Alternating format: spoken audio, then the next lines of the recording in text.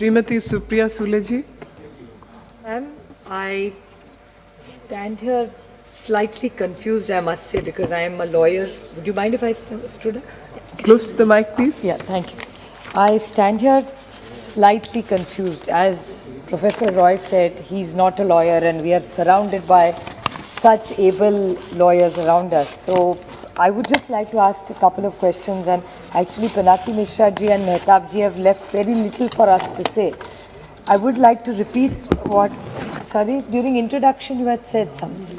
So I think that the most important point of concern that he has raised is why 2015? Why have we come? When we are looking at it retrospectively, which even Pinaki Mishra ji said, is there a reason why we have it? It's sort of sounding really strange.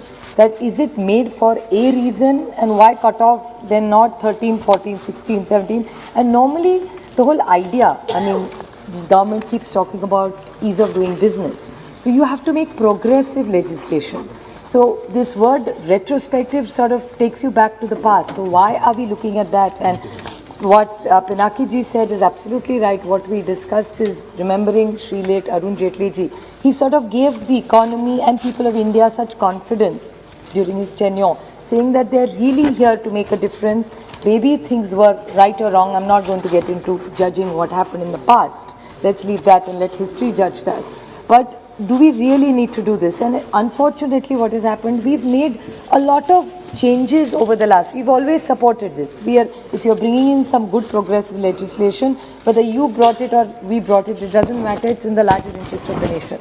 So why are you constantly bringing this changes all the time? And they're ad hocly brought.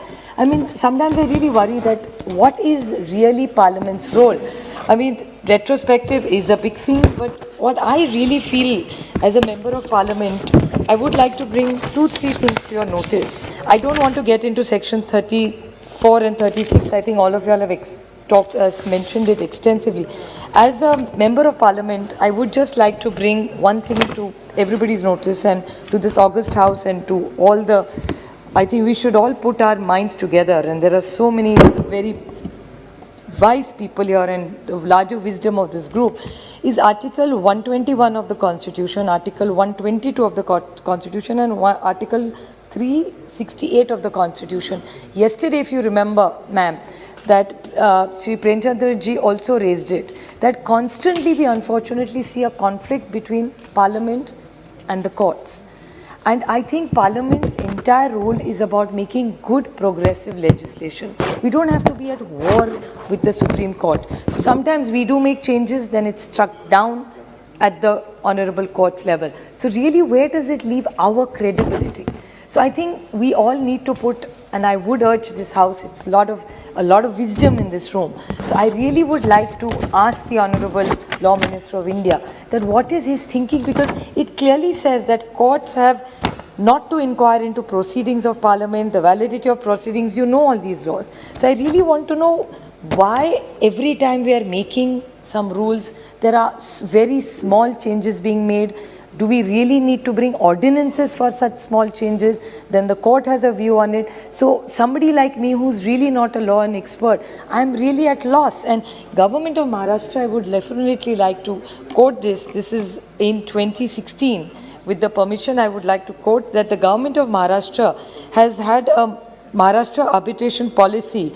All state governments contract with a value of over 5 crores shall contain an arbitration clause. And in simpler words, to explain it, that the government agencies such as MADA, MMRDA, which make large infrastructure contracts, it's going to become much easier for both the sides to arbitrate. And what it says is such proceeding. Earlier in the case of dispute, the government agencies used to appoint its own officials and former officials to arbitrate, a practice that was criticized by both domestic and foreign investors. Such proceedings stretched for years and final awards were eventually challenged in court by the investors. So we now have an independent international arbitrary institution and a government that is willing to adhere to it. We are now on par with London and Singapore, where we say that if a dispute will arise, the institution appoints a neutral arbitrator that will be fixed and a fee schedule and a fixed timeline for the resolution. This is the government of Maharashtra's line. This was done in 2016. We were not in power. So this is something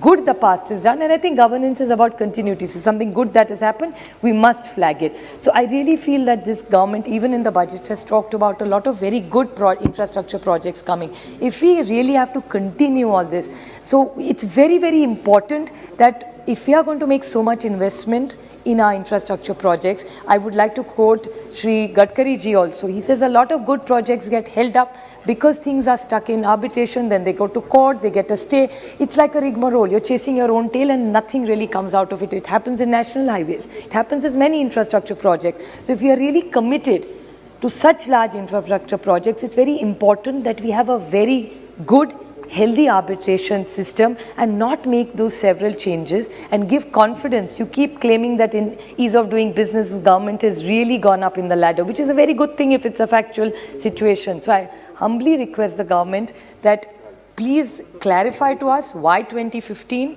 why it sounds a little bit strange and odd. I wouldn't say the word fishy because we are in parliament, but I think we really need to introspect why that. And second, a very good and a robust system where everybody's interests are protected in the larger interest of the nation. Thank you.